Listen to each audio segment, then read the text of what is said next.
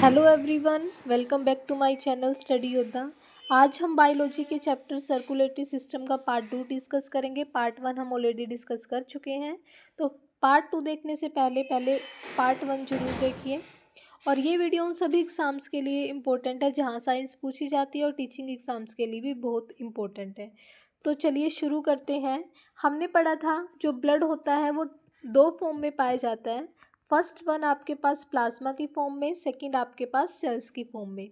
सो plasma में जो होता है वो 55% होता है और सेल्स की फॉर्म में 45% होता है। तो जो ज़्यादा पार्ट होता है वो प्लाज्मा का होता है, सेल्स का प्लाज्मा के कंपेयर में कम पार्ट होता है।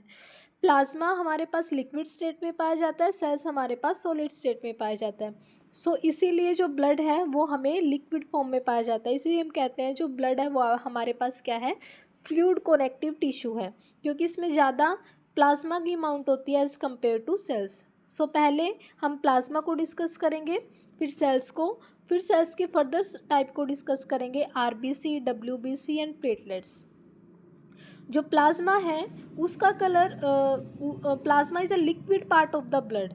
जो प्लाज्मा है वो क्या है, लिक्विड पार्ट होता है ब्लड का। सेल्स हमारे पास क्या होता है, सॉलिड पार्ट होता है ब्लड का। ये भी हम डिस्कस कर चुके हैं। प्लाज्मा का जो वेट होता है वो 55% होता है टोटल ब्लड का। और कलर होता है जो प्लाज्मा का वो लाइट या पेल येलो। प्लाज्मा का कलर पेल येलो होता है और सेल्स का कलर हमारे पास क्या होता है, रेड होता है। सेल्स का कलर रेड होता है लेकिन प्लाज्मा का कलर क्या होता है, पेल येलो होता है। अब क्वेश्चन ये राइज होता है कि जो प्लाज्मा का कलर है येलो किस रीज़न से होता है। प्लाज्मा का जो कलर है येलो वो बिलिरुबिन पिगमेंट के कारण होता है। अभी आता है कि बिलिरुबिन पिगमेंट क्या होता है। बिलिरुबिन पिगमेंट ये हमारे पास क्या होता है, फॉर्मेशन होती है इसकी लीवर के अंदर। हम बोल देते हैं ना, पीलिया हो गया, पीलिया को इंग्लिश में बोलते हैं जॉन्डिस। तो ये जो बिलिरुबिन पिगमेंट है वो लीवर के द्वारा फॉर्म होता है, और ये जो एक्सेस सिक्रेशन होती है बिलिरुबिन की वो जॉन्डिस को क्या करता है, कोज करता है। सो जो जॉन्डिस डिसीज़ होती है वो बिलिरुबिन पिगमेंट के कारण होती है। इसका येलो कलर भी, पेल येलो कलर भी किसका, प्लाज्मा का, वो किसकी वजह से होता है, बिलिरुबिन पिगमेंट की वजह से होता है। सो कंपोजिशन पढ़ेंगे हम प्लाज्मा की, क्या कंपोजिशन है प्लाज्मा की। जो प्लाज्मा है मैंने कहा टोटल ब्लड का कितना होता है, 55% होता है। अब इस 55% में क्या क्या प्रेजेंट है वो हम देखते हैं। इस 55% में वाटर कितना होता है, 90 to 92% वाटर होता है। प्रोटीन 7 to 9% होता है। और other minerals like salt, glucose, iron, minerals ये सभी 1% में होते हैं। 1% में glucose, iron, mineral salts, minerals वगैरह लाइक कैल्शियम, मैग्नीशियम, ये सभी के सभी क्या पाए जाते हैं, ब्लड में मिलते हैं। उसके बाद हम शुरू करते हैं कि प्रोटीन, मैंने कहा जो प्लाज्मा में प्रोटीन कितना होता है, 7 to 9% होता है। प्लाज्मा में प्रोटीन कितना होता है, 7 to 9% होता है। अब कौन कौन से प्रोटीन पाए जाते हैं वो डिस्कस करेंगे। Albumin, globulin, thrombin, fibrinogen and prothrombin. अब हम इनके अलग अलग से इनके वर्क्स डिस्कस करेंगे कि कौन से प्रोटीन का क्या वर्क होता है। जैसे एल्ब्यूमिन है, एल्ब्यूमिन का क्या काम होता है, ये ओस्मो रेगुलेशन के काम आता है। एल्ब्यूमिन का क्या काम होता है, ओस्मो रेगुलेशन। ये कंट्रोल करके रखता है, बैलेंसिंग करके रखता है, आयंस की रेगुलेट करके रखता है। आप कैसे, और ग्लोबुलिन का क्या काम होता है, ये फॉर्मेशन करता है एंटीबॉडीज़ की। ग्लोबुलिन का क्या काम होता है, फॉर्मेशन करता है एंटीबॉडीज़ की। और जो तीन हमारे पास प्रोटीन है, थ्रोम्बिन, फाइब्रिनोजन और प्रोथ्रोम्बिन, ये होते हैं हेल्पफुल होते हैं किसमें, ब्लड क्लॉटिंग में हेल्पफुल होते हैं। सबसे पहले मैंने कहा कि प्रोटीन में 7 to 9%, ब्लड में 7 to 9% प्रोटीन होता है। प्रोटीन कौन कौन से पाए जाते हैं, एल्ब्यूमिन, ग्लोबुलिन और थ्रोम्बिन, फाइब्रिनोजन और प्रोथ्रोम्बिन। एल्ब्यूमिन का काम होता है ओस्मो रेगुलेशन का, ग्लोबुलिन का होता है हेल्प, फॉर्मेशन करता है एंटीबॉडीज़ की, और थ्रोम्बिन, फाइब्रिनोजन ये ब्लड की क्लॉटिंग में हेल्प करते हैं। याद कैसे रखोगे, सबसे पहले क्या आ रहा है, प्रोटीन में ए आ रहा है, इस प्रोटीन में क्या आ रहा है, ए आ रहा है।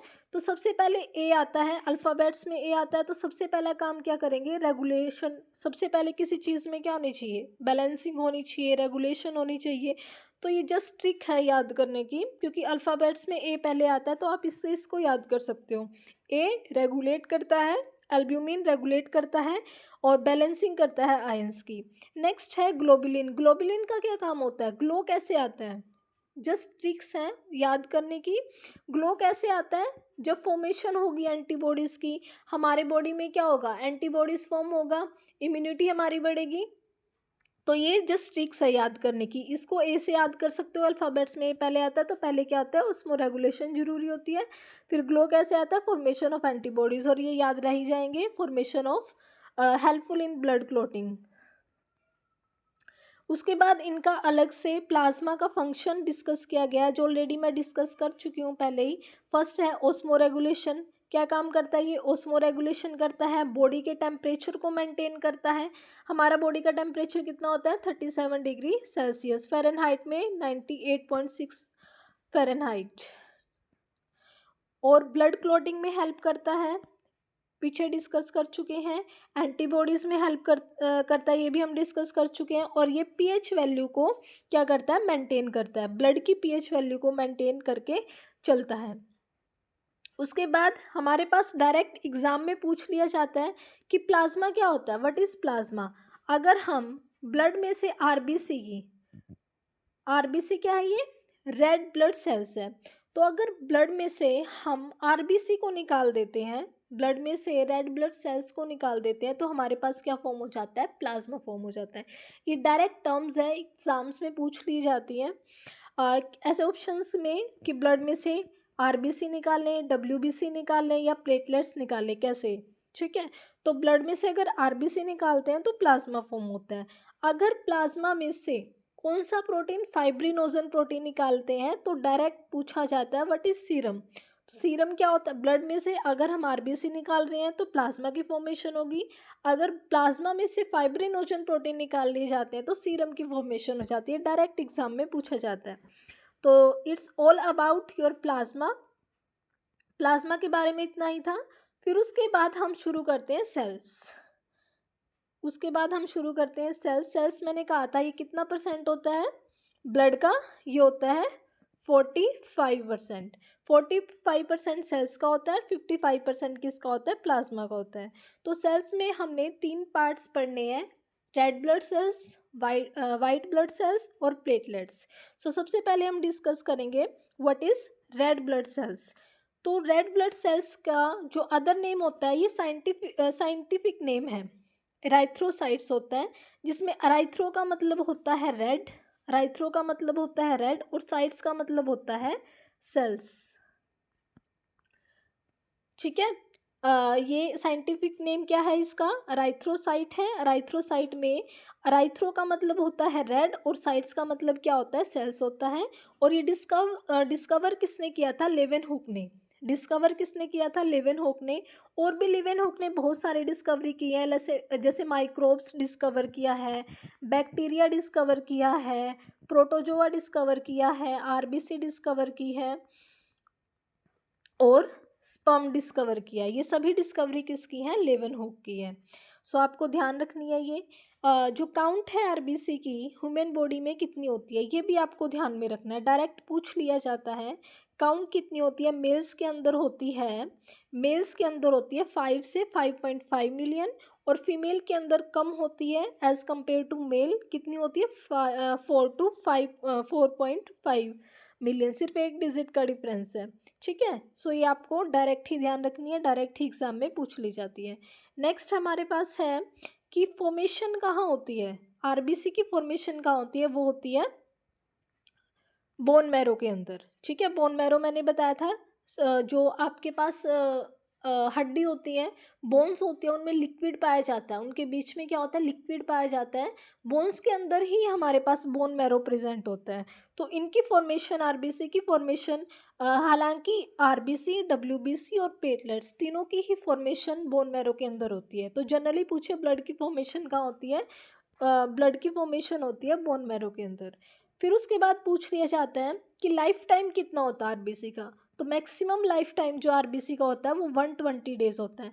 कितना होता है? 120 डेज होता है। 120 डेज आरबीसी का क्या होता है? लाइफ टाइम होता है। उसके बाद डेथ कहाँ होती है आरबीसी की? फॉर्मेशन तो हमने बता दी कहाँ होती है। फॉर्मेशन होती है रेड बोन मैरो के अंदर। फॉर्मेशन कहाँ होती है रेड ब्लड सेल्स की? रेड बोन मैरो के अंदर। लेकिन डेथ पूछे या ग्रेवयार्ड पूछे, ग्रेवयार्ड का मतलब होता है कब्रिस्तान। कब्रिस्तान कहाँ होता है आरबीसी का? वो होता है 2 जगह होता है। 2 जगह होता है, एक तो होता है लीवर और एक होता है आपके पास, एक होता है लीवर, एक होता है स्प्लीन। स्प्लीन क्या होता है? प्लीहा। क्या होता है? स्प्लीन प्लीहा होता है। एक तो होता है लीवर के अंदर, एक होता है स्प्लीन के अंदर। जो एडल्ट्स होते हैं उनका होता है स्प्लीन के अंदर। जो एडल्ट्स होते हैं उनका होता है स्प्लीन के अंदर। और जो बच्चे होते हैं, जो एम्ब्रियोज होते हैं उनका होता है, जो एम्ब्रियोज होते हैं उनका होता है लीवर के अंदर। ठीक है, तो ये ध्यान रखना है। स्प्लीन का जो एडल्ट्स होते हैं उनका होता है, और जो एम्ब्रियोज होते हैं, जो बच्चे होते हैं, भ्रूण होते हैं, उनका होता है लीवर के अंदर। जो बच्चे होते हैं, भ्रूण होते हैं, उनका कहाँ होता है? लीवर के अंदर होता है। रेशो पूछा है, रेशो कितना होता है आरबीसी का और प्लाज्मा का? इसको क्या बोलते हैं? रेशो को क्या बोलते हैं? हेमटोक्रीट बोलते हैं। क्या बोलते हैं? हेमटोक्रीट बोलते हैं। ये टर्म ध्यान में रखनी है आपको। फिर उसके बाद काउंट कहाँ होती है? ब्लड की काउंटिंग कहाँ होती है? काउंट कहाँ लेते हैं हम आरबीसी का, डब्ल्यूबीसी का, प्लेटलेट्स का? वो होता है हेमटोसाइटोमीटर। क्या होता है? हेमटोसाइटोमीटर होता है। क्या होता है? हेमटोसाइटोमीटर होता है। शेप पूछ ली जाती है। शेप क्या होती है आरबीसी की? बाइकनकेव। बाइकनकेव शेप होती है किसकी? आरबीसी की। कैसी होती है? बाइकनकेव। बाइकनकेव कैसी होती है? डंबल शेप भी जिसको बोल दिया जाता है। तो ये शेप होती है आरबीसी की, ओवल, बाइकनकेव या डंबल शेप बोल दी जाता है। आगे डब्ल्यूबीसी की पढ़ोगे, इरेगुलर शेप होती है, अमीबा शेप होती है। तो वहाँ से हम कंपेयर करके चलेंगे सारी चीज़ों को। उसके बाद है आरबीसी स्मॉलेस्ट सेल है। मैंने कहा सेल्स आपके पास 3 टाइप की होती है, आरबीसी, डब्ल्यूबीसी और प्लेटलेट्स। आरबीसी, डब्ल्यूबीसी और प्लेटलेट्स। जो आरबीसी होती है ना वो स्मॉलेस्ट होती है, सबसे बड़ी होती है आपके पास डब्ल्यूबीसी, फिर होती है आपके पास प्लेटलेट्स। तो यहाँ पर साइज बताया हुआ है, सबसे बड़ी होती है डब्ल्यूबीसी, फिर होती है प्लेटलेट्स, फिर उस सबसे छोटी होती है आरबीसी। सबसे छोटी क्या होती है? आरबीसी होती है। लेकिन क्वांटिटी अगर पूछें, क्वांटिटी कितनी होती है? क्वांटिटी सबसे ज़्यादा आरबीसी की होती है। साइज हालांकि आरबीसी का सबसे कम है, साइज आरबीसी का सबसे कम है, लेकिन क्वांटिटी सबसे ज़्यादा आरबीसी की होती है। ये होती है मिलियंस के अंदर।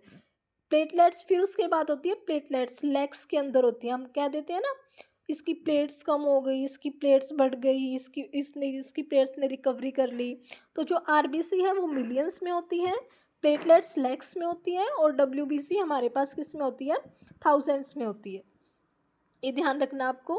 उसके बाद है एक एक्सेप्शंस आता है। सबसे पहले तो ये पॉइंट आता है कि जो न्यूक्लियस है और माइटोकॉन्ड्रिया, सेल्स चैप्टर पढ़ोगे तो सेल्स चैप्टर के अंदर क्या होता है वहाँ पे डिस्कस करेंगे हम। सेल के अंदर क्या होता है? न्यूक्लियस होता है। सेल के अंदर क्या होता है? न्यूक्लियस होता है। अभी सुन लो, जो ये न्यूक्लियस और माइटोकॉन्ड्रिया होती है ना वो सेल का पार्ट होता है। न्यूक्लियस और माइटोकॉन्ड्रिया होती है वो क्या होता है? सेल का पार्ट होता है। न्यूक्लियस भी सेल के अंदर होता है, माइटोकॉन्ड्रिया भी सेल के अंदर होता है।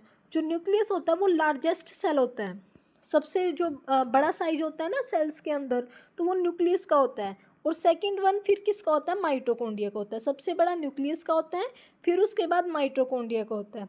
अब हमने कहा कि जो आरबीसी है वो स्मॉलेस्ट सेल है।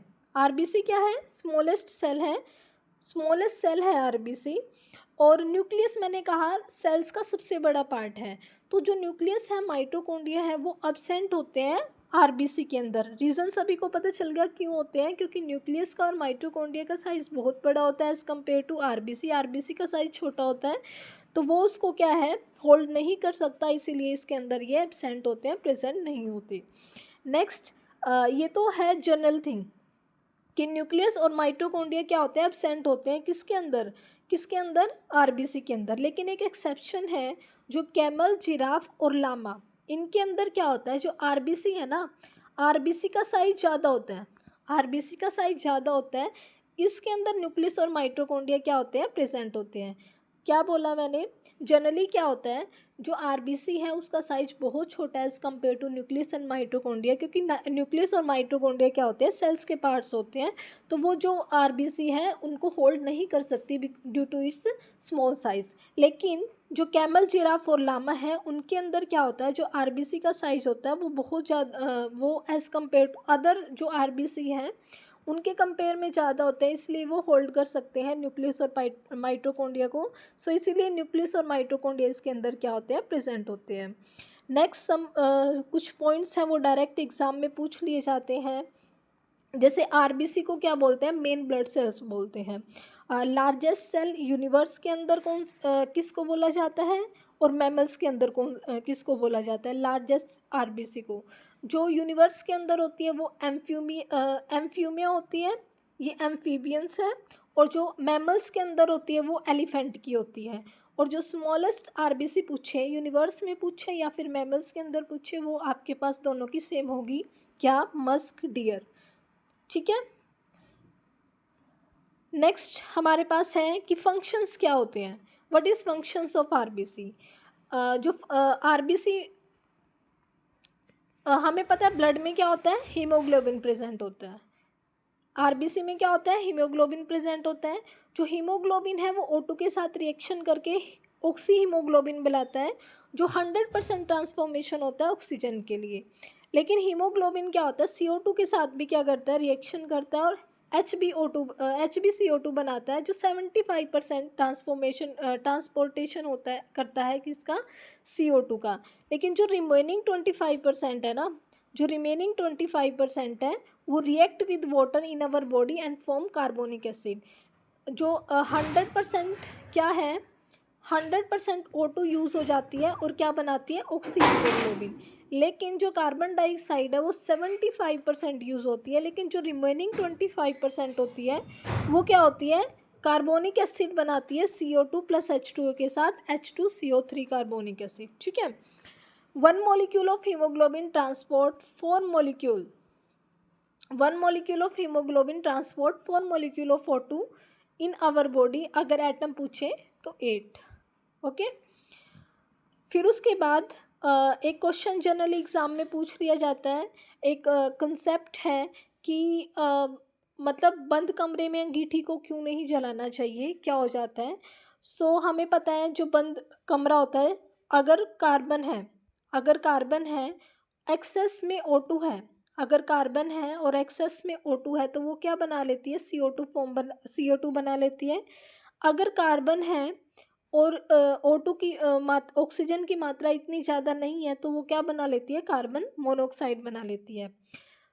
अगर कार्बन मोनोऑक्साइड बना के अगर हम जब हम ब्रीथ करेंगे तो वो हम क्या है, हमारे बॉडी में जाती है और हीमोग्लोबिन के साथ इतना स्ट्रॉन्ग बॉन्ड बनाती है, ऑक्सीजन से भी ज़्यादा, बहुत ज़्यादा स्ट्रॉन्ग बॉन्ड बनाती है। इतना ज़्यादा स्ट्रॉन्ग बॉन्ड कि हीमोग्लोबिन का CO के साथ इतना ज़्यादा स्ट्रॉन्ग बॉन्ड बनाती है, इतनी ज़्यादा सोल्यूबल होती है एज़ कम्पेयर टू O2, ये ज़्यादा सोल्यूबल होती है। सो इसीलिए हम बोलते हैं कि जो कार्बन डाइऑक्साइड है वो मोस्ट सोल्यूबल गैस है ह्यूमन ब्लड के अंदर, और बंद कमरे में क्या है, अंगीठी नहीं जलानी चाहिए, इसका स्पेसिफिक रीज़न है। उसके बाद ये पॉइंट्स आते हैं कि जब हम